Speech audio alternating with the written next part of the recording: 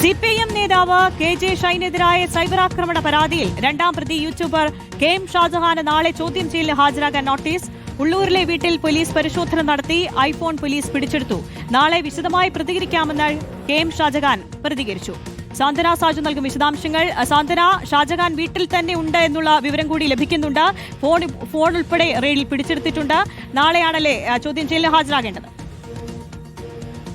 CPM നേതാവായ KJ. ഷൈനും അതുപോലെ തന്നെ വൈപ്പിൻ എം.എൽ.എയുമായ ഉണ്ണികൃഷ്ണനുമെതിരെ നടന്ന സൈബർ അതിക്രമ കേസിൽ അതിലെ രണ്ടാം പ്രതിയായ കെ.എം. ഷാജഹാന്റെ വീട്ടിലാണ് നമ്മൾ നിൽക്കുന്നത്. അല്പസമയം മുമ്പാണ് ഇവിടെ ഒരു റെയ്ഡ് അവസാനിച്ചത്. ഈ കേസുമായി ബന്ധപ്പെട്ട് പറവൂർ പോലീസും അതുപോലെ തന്നെ പറവൂർ നോർത്ത് പോലീസും അതുപോലെ തന്നെ എറണാകുളം സൈബർ ടീമുമാണ് ഉള്ളൂരുള്ള കെ.എം. ഷാജഹാന്റെ ഈ വീട്ടിലെത്തി പരിശോധന നടത്തിപ്പോയത്. ഏതാണ്ട് 2 മണിക്കൂർ നേരത്തോളം ഈ പരിശോധന നീണ്ടുപോയിട്ടുണ്ട്. ഈ പരിശോധനയ്ക്കൊടുവിൽ ഈ ഷാജഹാന്റെ ഫോൺ പോലീസ് കസ്റ്റഡിയിൽ എടുത്തിട്ടുണ്ട്. ഐഫോണാണ് കസ്റ്റഡിയിലെടുത്തത്.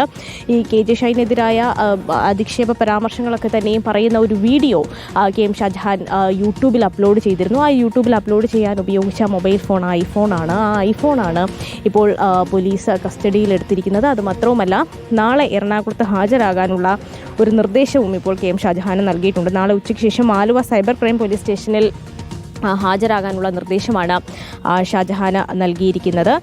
ഈ യൂട്യൂബ് വീഡിയോ അപ്ലോഡ് ചെയ്തത് ഈ ഐഫോണിൽ നിന്നാണെന്നുള്ള നിഗമനത്തിലാണ് പോലീസ് ഉള്ളത്. അതുകൊണ്ട് തന്നെയാണ് ആ ഫോൺ നിലവിൽ കസ്റ്റഡിയിൽ എടുത്തിരിക്കുന്നത്. എന്താകും പോലീസിൻ്റെ ഒരു നീക്കം എന്ന് ആദ്യഘട്ടത്തിൽ വ്യക്തമല്ലായിരുന്നു. കാരണം ജാമ്യമില്ലാ വകുപ്പാണ്. ഒരു അറസ്റ്റിലേക്കടക്കം പോലീസ് കടക്കുമോ? കാരണം അദ്ദേഹം ഈ പോലീസ് എത്തുന്ന സമയത്ത് അദ്ദേഹത്തിൻ്റെ വീട്ടിൽ തന്നെ ഉണ്ടായിരുന്നു. അപ്പോൾ പോലീസ് അറസ്റ്റിലേക്കടക്കം കടക്കുമോ എന്നുള്ള ഒരു ചോദ്യമൊക്കെ തന്നെ നിലനിന്നിരുന്നു. എന്തായാലും നോട്ടീസ് നൽകിയാണ് ഇപ്പോൾ പോലീസ് മടങ്ങിപ്പോയിരിക്കുന്നത്. ഫോൺ കസ്റ്റഡി എടുത്തിട്ടുണ്ട് എന്നുള്ള വിവരവും പോലീസ് മാധ്യമങ്ങളോട് വ്യക്തമാക്കിയിട്ടുണ്ട്. എന്തായാലും കെ.എം. ഷാജഹാൻ ഈ വിഷയവുമായി ബന്ധപ്പെട്ട് നിലവിൽ മാധ്യമങ്ങളോടൊന്നും തന്നെ പ്രതികരിച്ചിട്ടില്ല. CCTV ഓഡിയോ വഴി നിലവിൽ ഒന്നും പ്രതികരിക്കാനില്ല. ഒരുപാട് വൈകി. അതുകൊണ്ട് നാളെ ഇതുമായി ബന്ധപ്പെട്ട വിശദമായ പ്രതികരണം നടത്താം എന്നാണ് അദ്ദേഹം പറഞ്ഞു വെച്ചത്. മറ്റ് കാര്യങ്ങളൊന്നും തന്നെ നിലവിൽ പ്രതികരിച്ചിട്ടില്ല. അവസാനമായി പ്രതികരിച്ചത് ഈ CCTV ഓഡിയോ വഴിയാണ്.